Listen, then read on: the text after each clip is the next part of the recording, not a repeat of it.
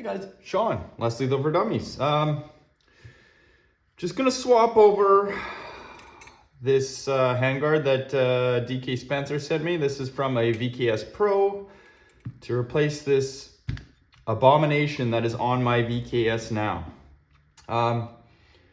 Some of you know the VKS kind of gets this barrel wobble. This is a Merciless Lethal BK Custom Kinetics power barrel that's in here, but regardless, the factory barrel also gets this wobble. This is not a VKS Pro. The VKS Pro comes with this barrel nut now, which is a first strike adjustable nut. And the way it works is there's an O-ring in there that actually, when you tighten this top nut down, it compression fits on your barrel and stops that wobble. So I'm gonna be using this nut with this handguard. Super simple to install. So I'll just remove my little mock suppressor here. Take off this handguard.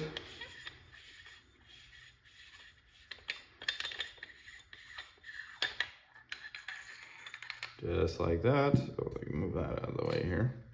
Okay, so you don't even need to remove your barrel. Best way to do this, at least I've found, is take this top nut off, take your O-ring right out of there. Slide it over your barrel.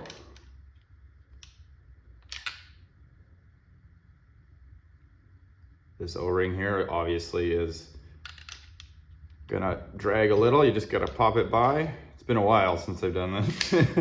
There you go. Tighten your nut down. It has flats here. These are just less lethal air guns, guys. So you don't really need to put a wrench on, at least in my opinion. I've never really had an issue. You can get a good grip on that and tighten it. Don't hold it by the grip. Always hold it by the receiver.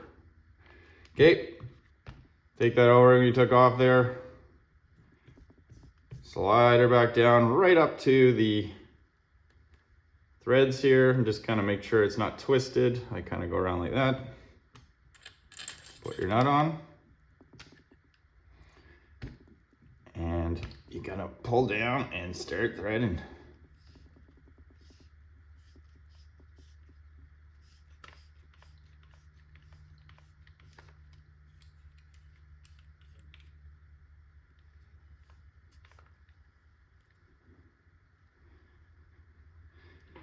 And tightens on just like that. And look at that. That's just my charge handle. No more wobble. Easy peasy. Take your handguard, loosen your screws. In some cases I find it's easier just to remove them in case this has to expand a little to get around your barrel nut. Not always necessary, but I have found sometimes these get squished during shipping or what have you. Slide it on. It's gonna be a kind of a tight fit because this is knurled right here. Slide it all the way down.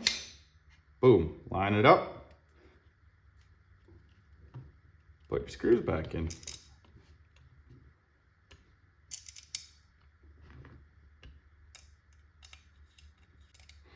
It's funny that this handguard has 3mm Allen heads, which tells me even pepperball shops in China. I mean, these handguards, you know, right, these aren't real steel, guys, so it's not really a big deal. Tighten them down.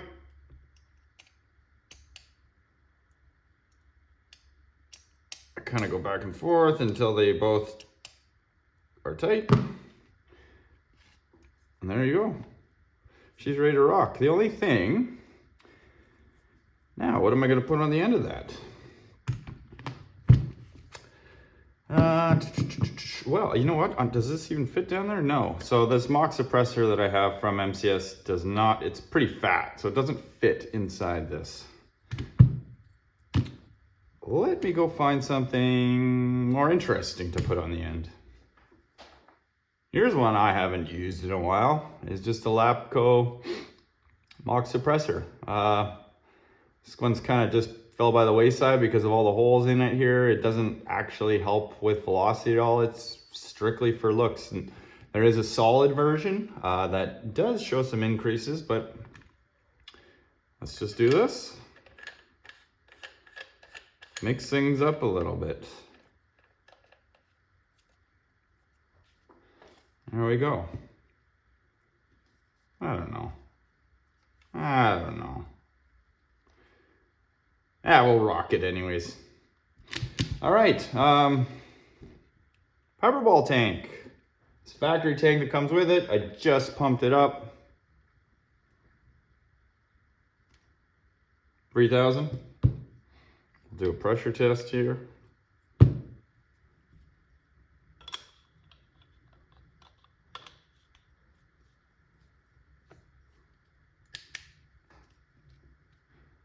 I better look at it first.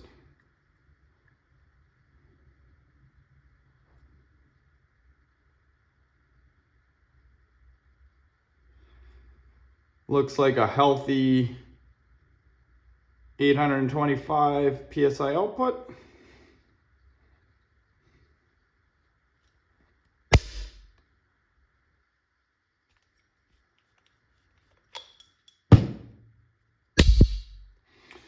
So what I'm gonna do, I'm gonna load up some BK Kinetics. These are universal fit. These probably aren't, well, they aren't the bore match for this barrel, but they are conveniently located. So we're gonna try them anyways. You know what, these might be too, no, these will fit, these will fit. These are on the smaller side, I believe. And we are gonna put them up against, because DK asked about this, some of these red modern combat sports kinetics. These are 3.2 gram, these are 10.45 gram, and these have points on them. They're heavy, they're full of steel. These are just lighter plastic rounds, but put them up against a steel pan and see what kind of damage we see. Comparison, if you will. All right, here's how I'm gonna do it. I got 5 rounds of the 3.2 gram FSRs, nylon FSRs loaded up.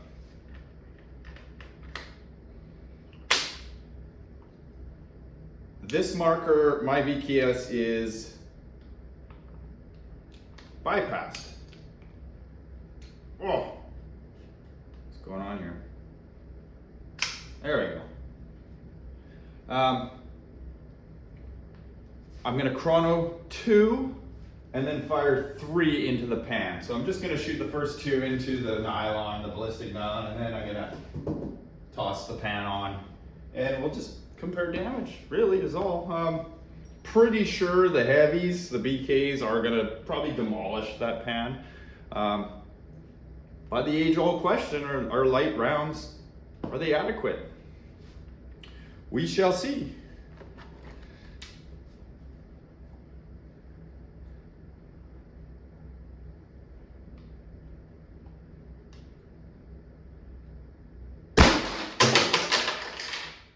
Oh, crap.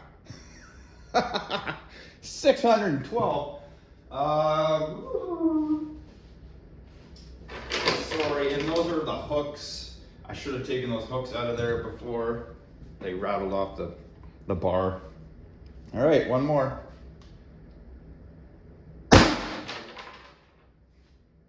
$604. Oh boy, what have I gotten myself into here, guys? Okay, well, I'm gonna put these hooks up again. Crap. I'm gonna have to put the sheet up there because I am really concerned now about that window and ricochets here. This is going to make, oops. It's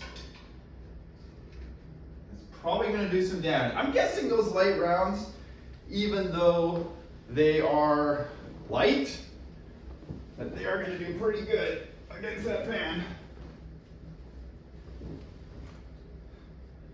Probably not the same, but still. And I say I'm gonna shoot 3, but we'll play that by ear here, guys. Okay, I'm about 10 feet away here.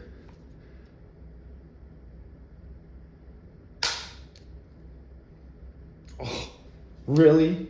A jam. Okay. Yep. Where's my flashlight? There you go. A jam. Jams happen. That's why shape projectiles, you know, I don't put in the work that some of these guys do to get them to work, but they do jam. It's just my luck. Okay. Try that again. There we go. So these are over 600 feet per second.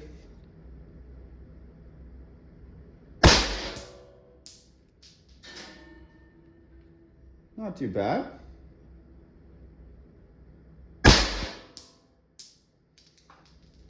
I got no sights on this, by the way.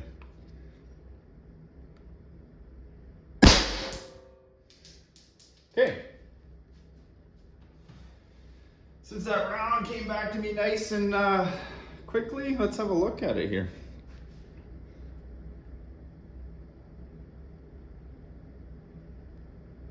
It actually doesn't look bad. I mean, it's got a scuff on it. They could be out of shape though, really, guys. I don't care, I'm gonna throw it back in the box. They get washed, and if they don't cycle, they don't cycle. Let me grab the camera here. Okay, well, they left some serious, they cracked the steel. Look at the way it flaked the metal around this. And this is a pretty thick pan, guys. They're all about equivalent.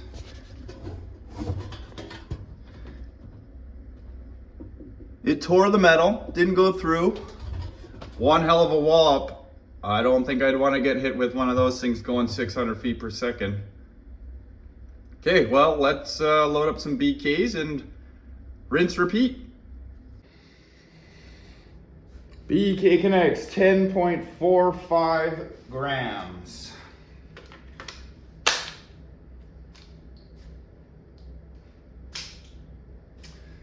2 for chrono, 3 for the pan.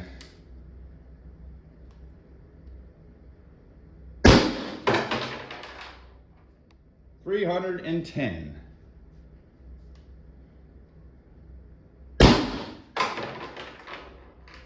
$322.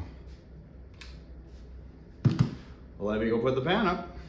All right, so we got the 3 from the Modern Combat Sports Kinetics, kind of in the upper area there.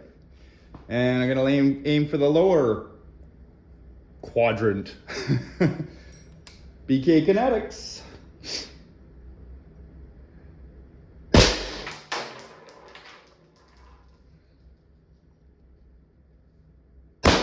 Oh, damn. I actually jammed in the mag. Look at that. It flipped before it even got to the breech.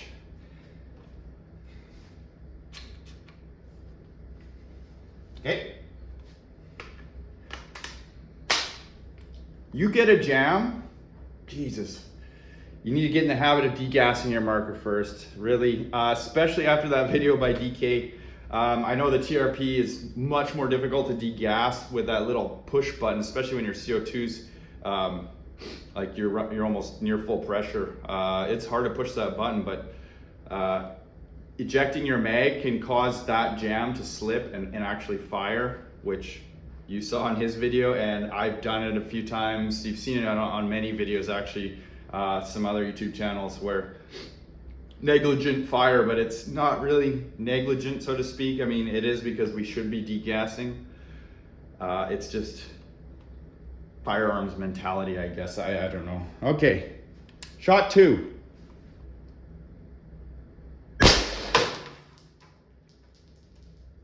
And shot 3.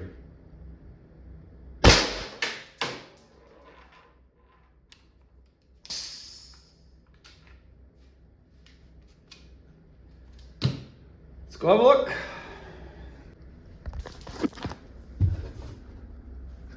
Well, I mean, the damage report is pretty clear.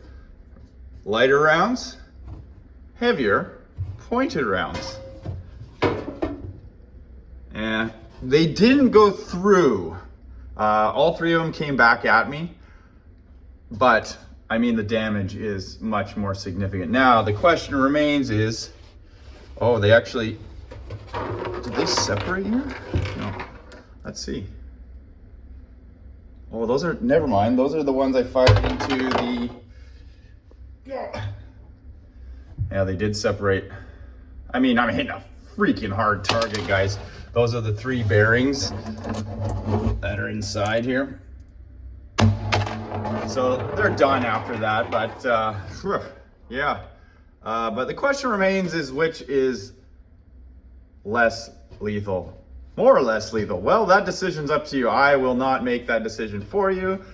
That's a liability, but pretty clear.